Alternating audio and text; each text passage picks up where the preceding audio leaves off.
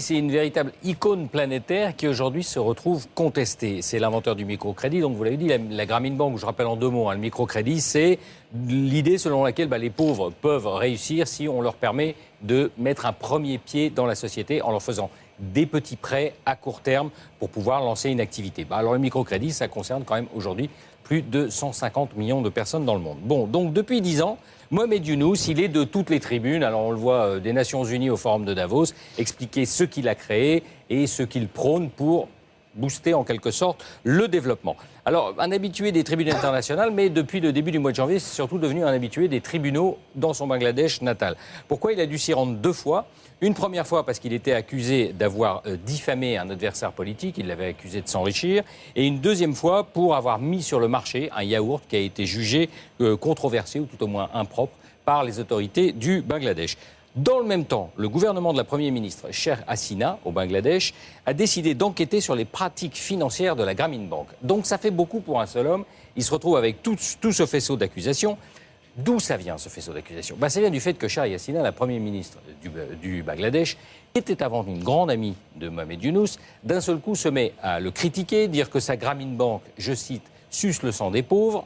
Pourquoi? Parce qu'en fait, Mohamed Younous a voulu passer de cette espèce de croisade humanitaire à la politique. Et là, il est devenu une menace pour la Première ministre, qui a décidé d'une certaine façon de le contrer en utilisant tous les moyens. Alors, l'homme, c'est une chose. Est-ce que ça remet en cause pour autant le microcrédit? Alors, ça ne remet pas en cause le microcrédit, mais là où ça se complique pour Mohamed Younous, c'est que ses ennuis personnels interviennent au moment où le microcrédit, ou tout au moins les dérives du microcrédit, ont touché l'Inde au mois d'octobre dernier. Oui. Il y a eu pas mal de scandales. Pourquoi? En octobre dernier, dans l'État de l'Andhra Pradesh, où il y a 80 millions de bénéficiaires du microcrédit, qu'est-ce qui se passe? On a d'un seul coup toute une vague de suicides. Attendez, excusez-moi, parce que le chiffre, il est hallucinant. 80 millions de bénéficiaires du microcrédit en Inde, dont 30 dans l'État de l'Andhra Pradesh. Incroyable. Et là, il y en a, je sais pas, des dizaines de gens qui ont emprunté, qui se mettent à se suicider, parce que d'un seul coup, ils sont sous une pression incroyable des prêteurs, qui leur demandent des taux absolument délirants qui vont de 30 à 70% comme taux d'intérêt. Et donc, évidemment, ils ne peuvent plus rembourser.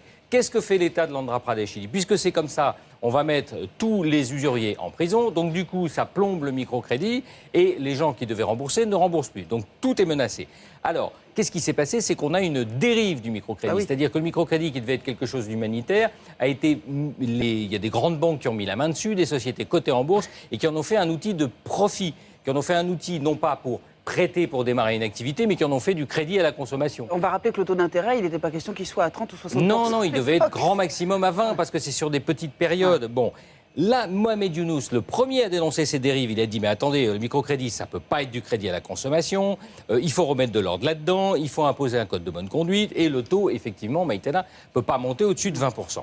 Mais il se retrouve une fois au centre de la controverse. Et je dirais qu'en Inde, comme au Bangladesh, il est un peu dépassé par son invention et le pouvoir économique et politique de son invention.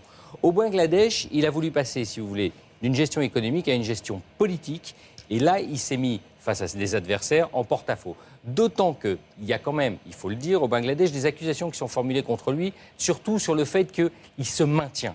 Il se maintient à la tête de la Grameen Bank, il ne veut pas passer le pouvoir, il ne cède pas, il refuse d'être remplacé par différentes personnes et l'État du Bangladesh veut le remplacer et veut assurer une succession, d'où ces accusations. Je riais parce qu'il y avait une référence à Coluche et Bangladesh. Décidément, le désamour des politiques, il est vrai partout. On nous demande, Xavier, que se passe-t-il si on appuie sur le bouton rouge?